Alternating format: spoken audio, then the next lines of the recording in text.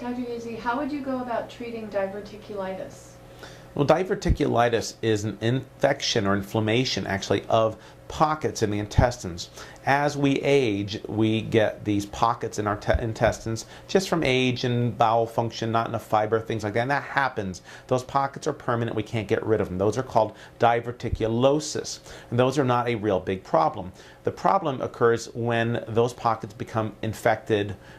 Bad bacteria get in there, and the bacteria start causing a problem. You get inflammation, you get fever, you get swelling, you get pain, and you could have a potentially dangerous situation.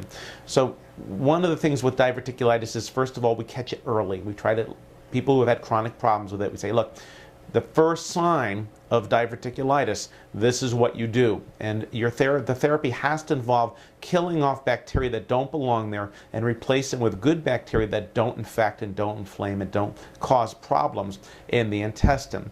So there's just two different things you do with diverticulitis. One is the preventative, let's avoid the seeds and nuts like we talk about. Let's make sure there's ample roughage when you're not having a flare-up. Let's make sure that the intestine's happy. Take the nutrients the intestine needs for it to work properly. Avoid the food intolerances. So again, we test for food intolerances to make sure they're not eating foods that inflame the gut.